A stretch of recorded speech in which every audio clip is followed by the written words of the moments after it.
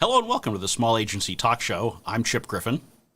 Oh, this is like the agency leadership podcast. We're just going to go right into it. Yeah, this is a hybrid, right? So, in fact, we're going to have to figure out in a moment, do I play the opening for the podcast or the talk show? Because this is doing double duty this week because you and I are lazy. We are lazy, yeah. We're lazy. So we're just doing one since it turns out you were the only panelist to sign up for this week. We will do the podcast and the Small Agency Talk Show together. So anyway, this is the Small Agency Talk Show, and that's Gini Dietrich for those of you who don't know, since this is not the Agency Leadership Podcast feed, and so therefore you might not know. It's possible. So Chip and I were having a conversation about skinny jeans, which apparently are out of style. So I need to know, because I am old and I don't have a teenager yet who can harass me about my jeans. Do I need to go buy new jeans? Are they going to be the mom jeans of the 80s, or can I wear jeans that are stylish? These are very important questions I need answers to. And that's what we'll talk about right after this.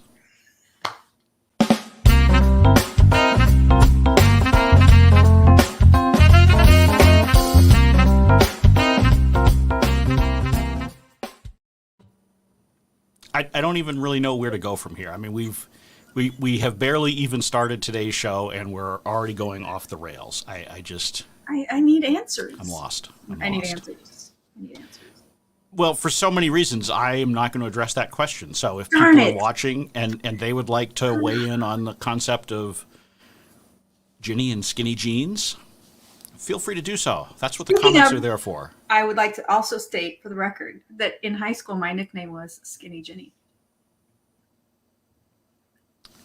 That was not my nickname.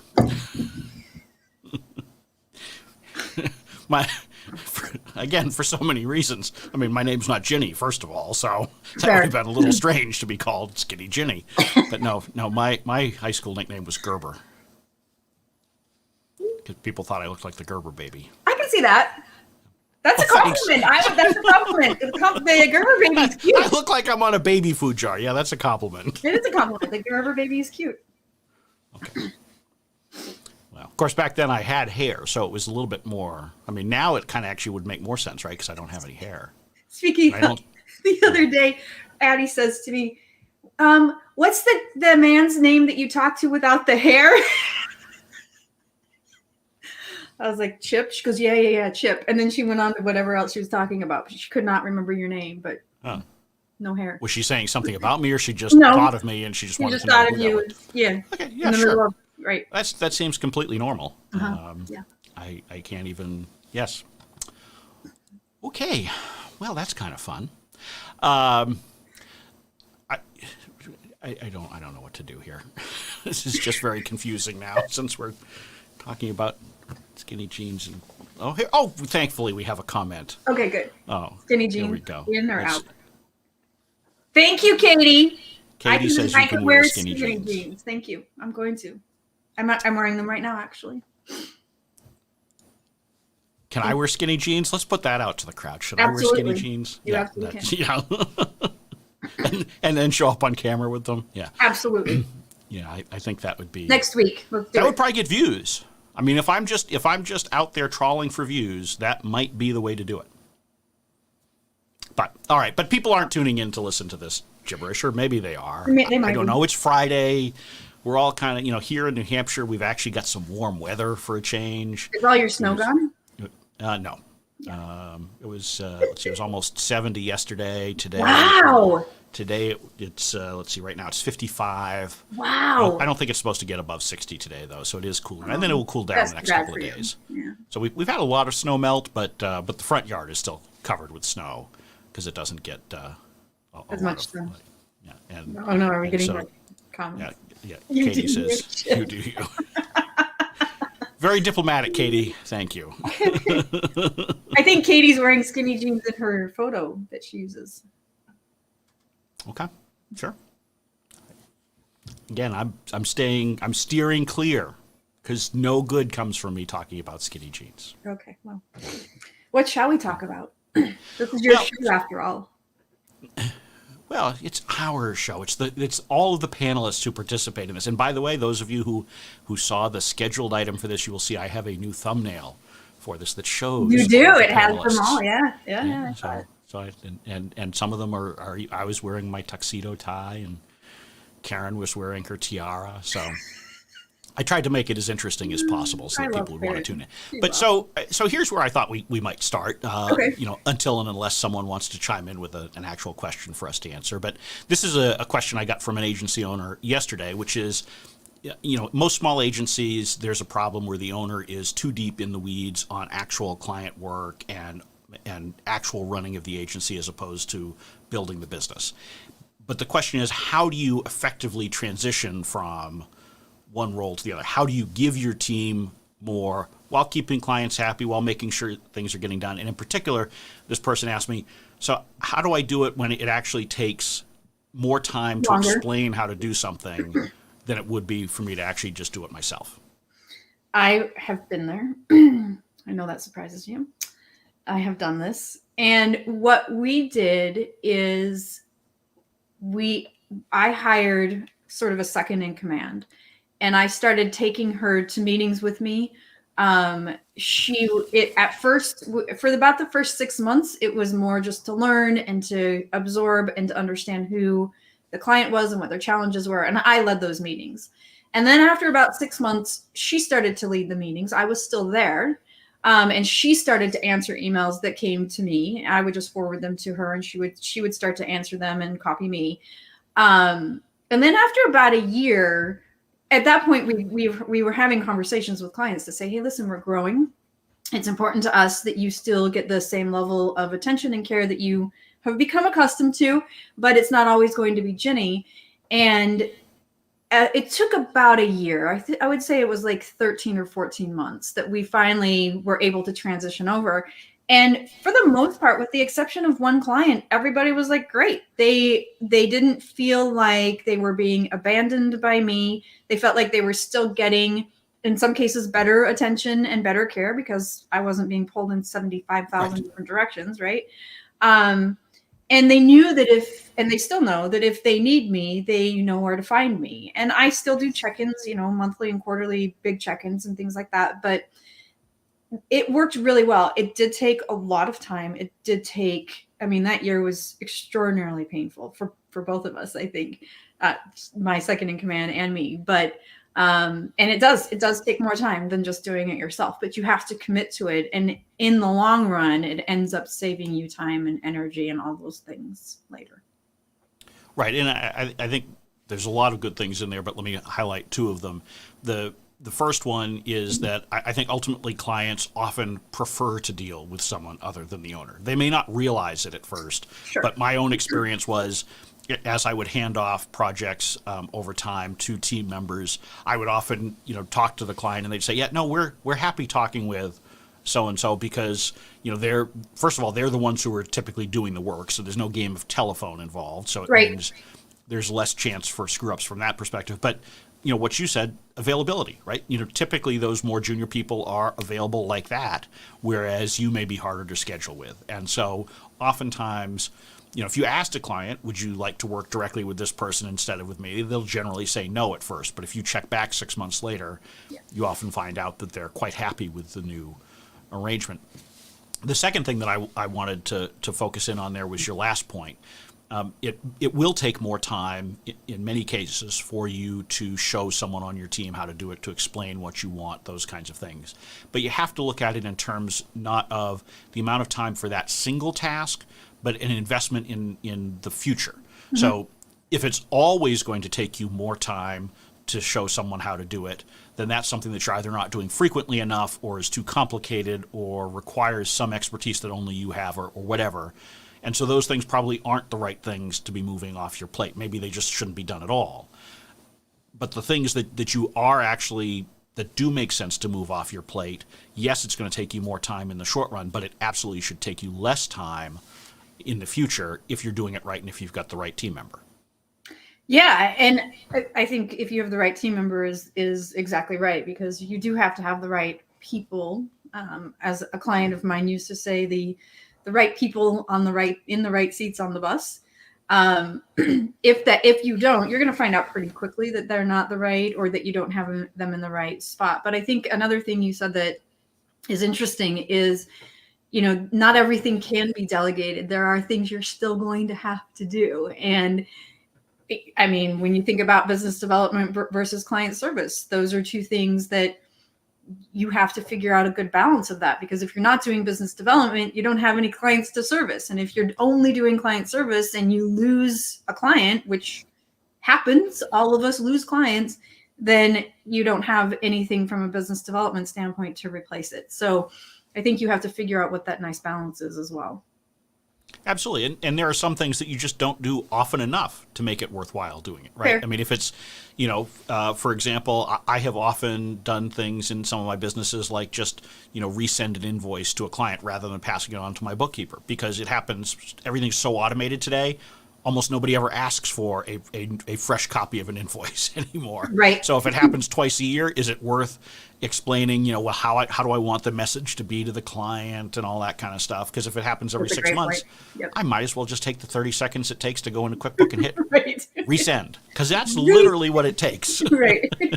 So 30 seconds twice a year, that's not worth the time savings to explain it to anybody else.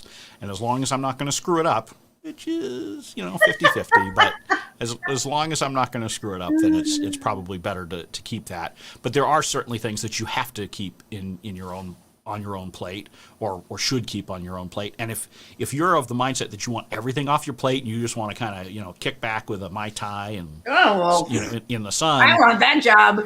Well, not only do you want that job, but then you also have to question, do you really want to be running an agency? And that's a whole different conversation, right? Because you should enjoy some aspect of your job at least. Oh, well, that's not fun. Okay. You should. I don't know. And it will take time to get there, right?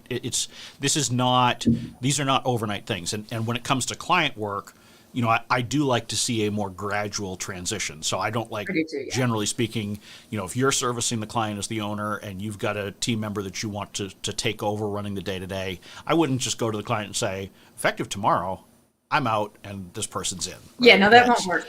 Cold turkey, not so good. No. You really want to have a situation where they don't even really realize that it's happening. Right.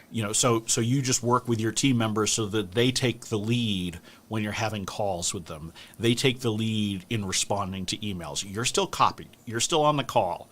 You can still chime in as necessary. But by the way, one of the things you have to really work on as the owner is zipping it, right? Unless what you're going to add, particularly on phone calls, unless what you're going to add is really consequential, keep your mouth shut. Because anything that you does undermines your team member in front of the client and also undermines their confidence. Yep. And you need both sides to be confident in the new relationship. And it's really hard to do that. I'm glad you brought that up because I was going to say that too. Just keeping your mouth shut. And they're going to say things in meetings or do things that you don't agree with. And they're going to say and do things that you're just like, and you're going to want to jump in and save it. But you are exactly right. The only thing you do is undermine them when you do that. And so you just have to keep your mouth shut. And after the meeting is ended, you provide that feedback in a constructive way. I would have handled it this way and this is why kinds of things versus undermining them in front of the client, because otherwise you'll never get where you need to be ever. Right. Because you need to become a coach. Right? Your role is now as the coach. And so, just as Bill Belichick can't go out there and throw the football, he has to go out there and tell his team how they should do it and give them advice on how to read the defense and those kinds of things. You as the agency owner need to do the same kind of thing. You can't throw the football yourself. That was a nice analogy. Do you think he misses Tom Brady? I think he misses Tom Brady. I think we all miss Tom Brady. I love Tom Brady. But not the Patriots, right? No, I don't love the Patriots. Why would I love the Patriots? I love the Buccaneers now. Is that because of his football skills, Ginny, or I'm just curious. Yes, and. Yeah. Uh-huh. Oh, okay. He's very handsome. Whatever. I mean, if that's your taste. I'm here for you, Chip. I'm here for you. Yeah. I like his quarterbacking skills now. I mean, he is a good quarterback. Probably the best of all time. Oh, probably. I mean, who else would compete? Who's even in that conversation? Joe Montana.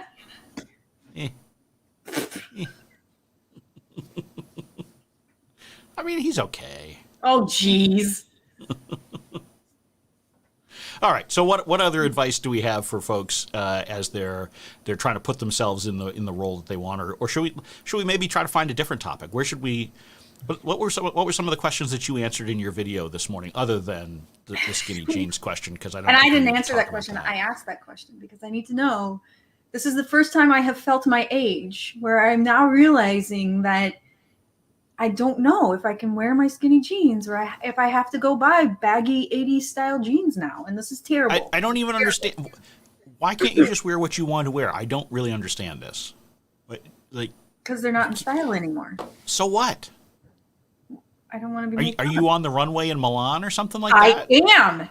You are? I am. Okay. I mean, just so you know, Italy's numbers aren't looking real good according to the article I read this morning, so I probably wouldn't be going over to Milan or Brazil right now. for that matter.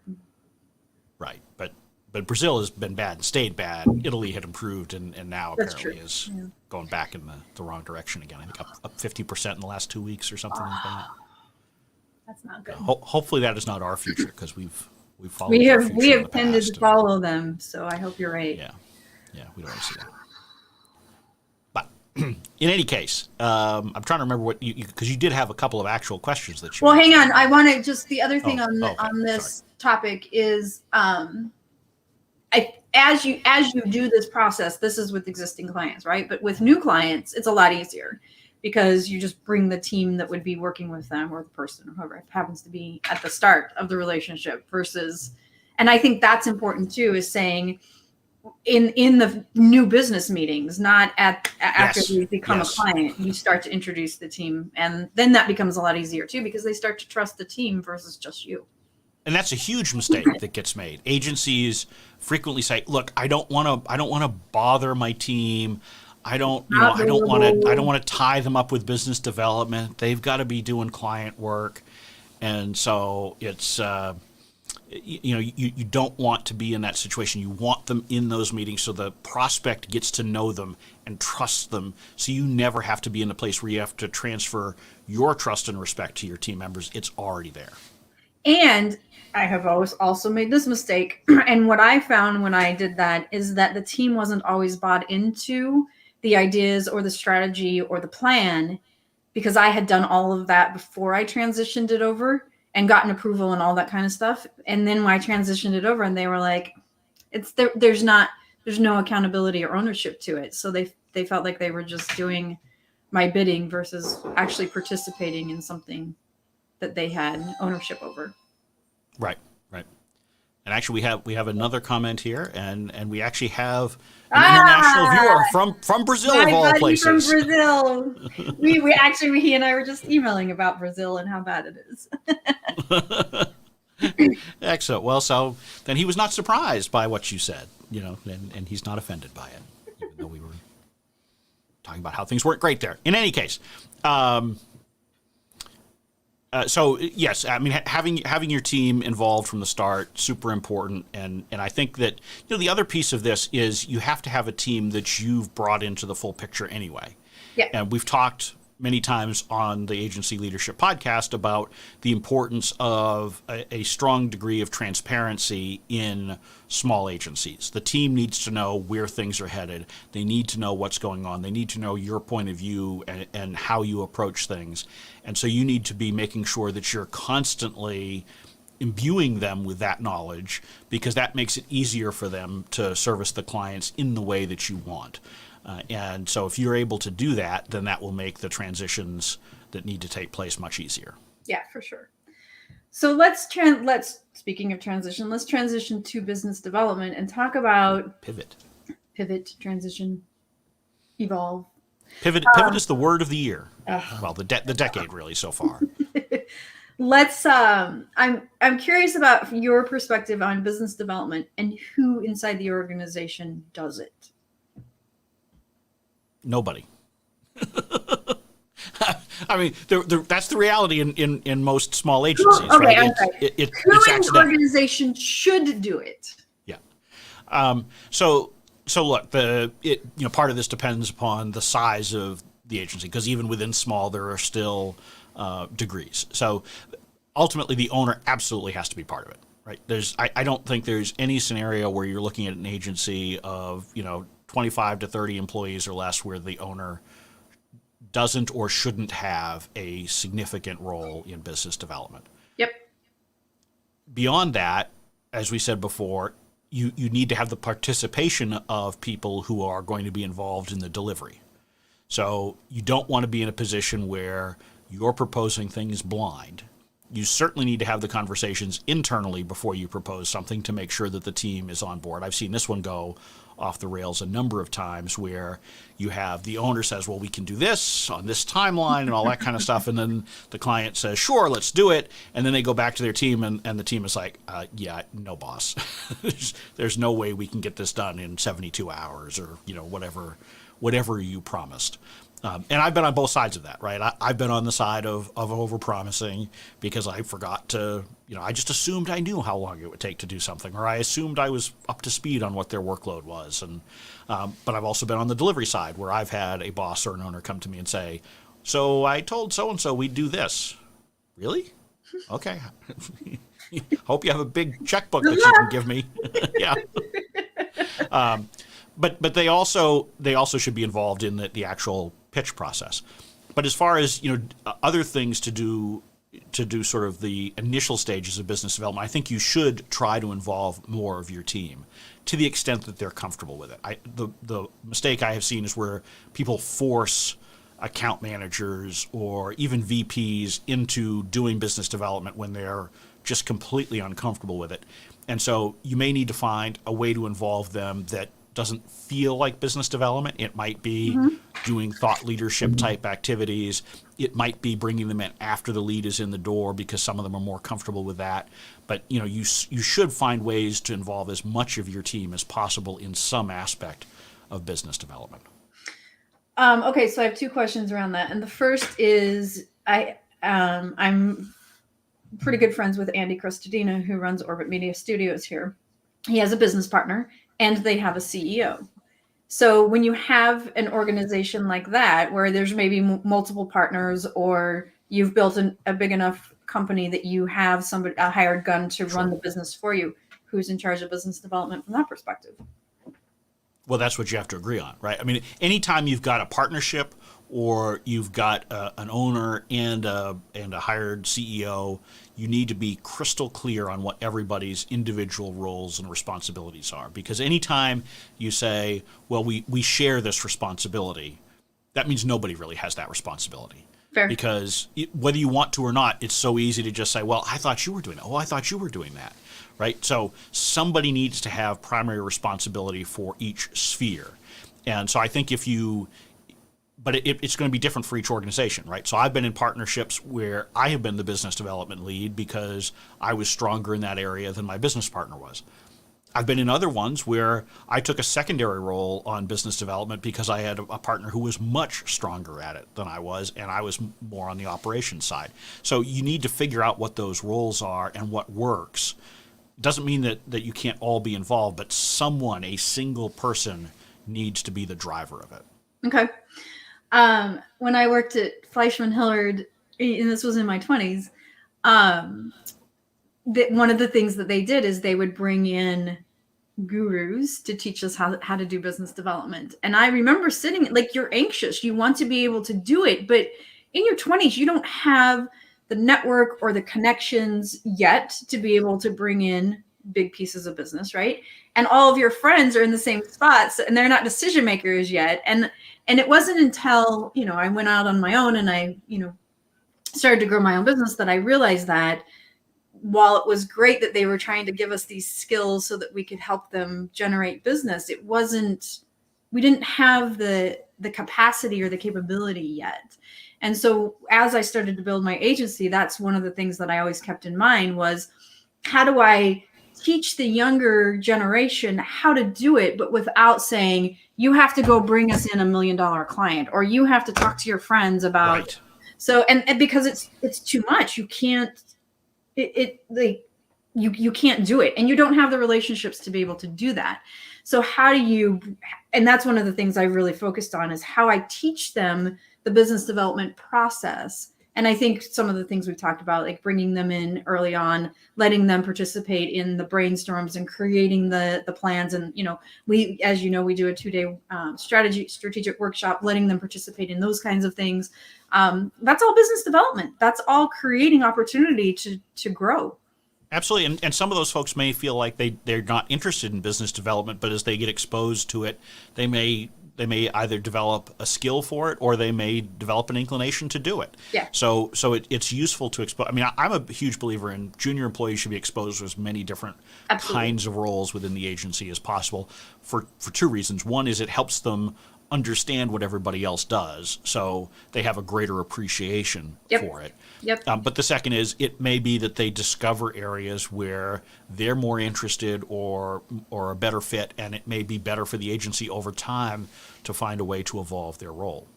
Well, and I would even add to that when I worked at FH, we overserviced to death. And I'm fairly certain there were clients that got $1 million or more in free fees from us because we overserviced to death. Sure. And we were expected to bill 60 hours a week and do new business on top of that for another 20. And then you had all your admin stuff and your timesheets and all that kind of stuff. So, we were easily working 80 to 100 hours a week.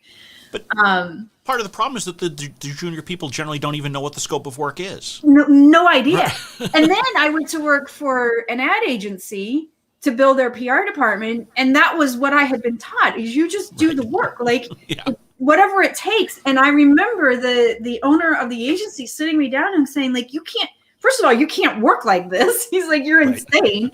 And second of all, we can't build this time to the client. So stop giving away your time. And because I didn't have and I really didn't understand that until I started running my own agency. Like I was like, okay, I get it. And then I just didn't track it. I didn't put it in my timesheet like I was doing. I just did it anyway, because that's what I had been taught. But I didn't really understand it until I started my own business. And I think if you have access to different departments and you learn different parts of running an agency, it makes you a better rounded counselor, which is what we are in all aspects. Right.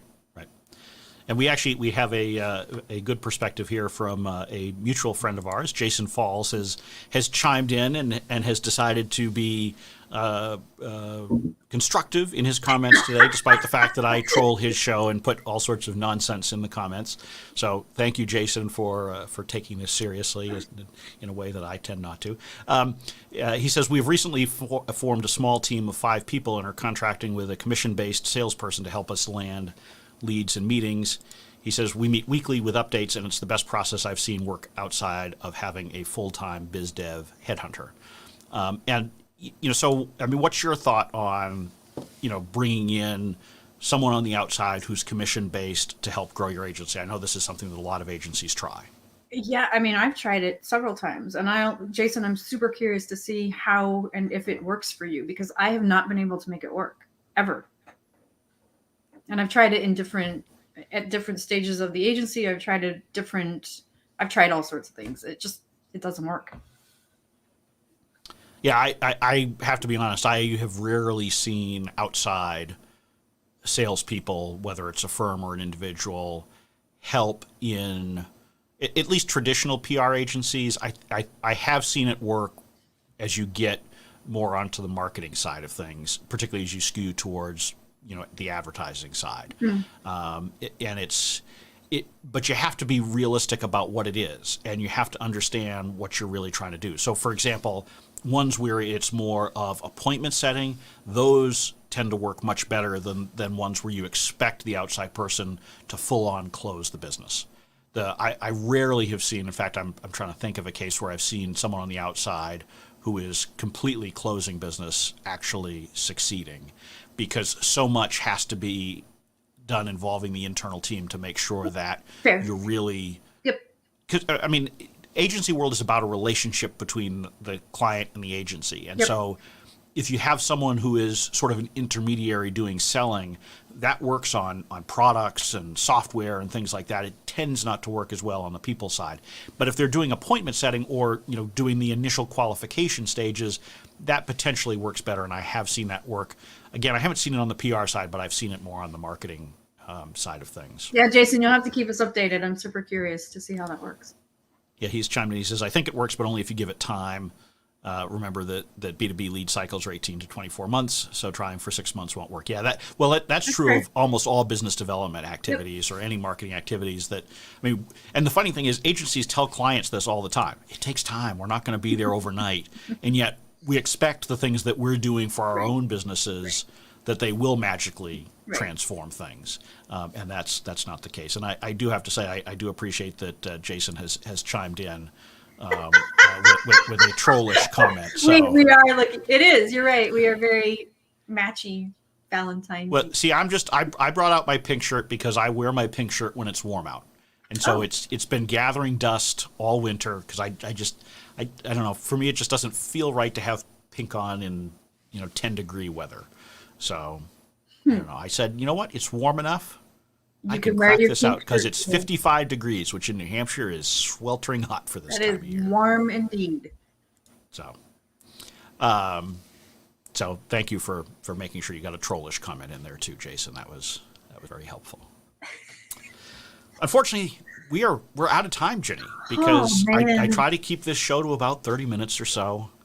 So you're going to have to move on with your day without me and head into your weekend with no more Chip. I don't know how you'll do it. I don't know how all of the viewers will do it. I have you next week, so I can survive for 6 days.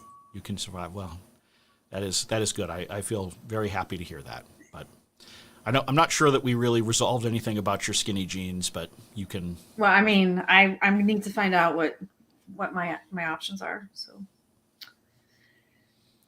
Well, on that we will close this out with one final comment. Where Michelle Widger says that she agrees with ownership and team buy-in. So, hi, Michelle. It's always good to end on agreement, and even better. Now, this is even better comment to end on. She says, "Yay, that is a good one to end on." So on that note, and comments are still flying in, so we'll have to read them after the fact because otherwise I'll just be sitting here continuing to hit the button to show them. I don't even know what bootcut is. I've heard the term. Don't worry about it. I got it. Okay. All right. Well, there you go. Katie, the fashionista, has explained it all to you, Ginny. So you now have your answer. You can go into your weekend completely satisfied. Except that Katie is not much younger than I am, and she doesn't know either. So. Well, I mean, you're a lot younger than I am, so that explains why I don't know anything here. So. I don't think that's why.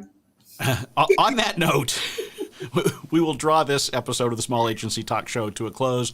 I look forward to seeing you all back here next Friday at noon Eastern Time for another entertaining episode and hopefully informative as well. Have a good weekend, everybody. Bye.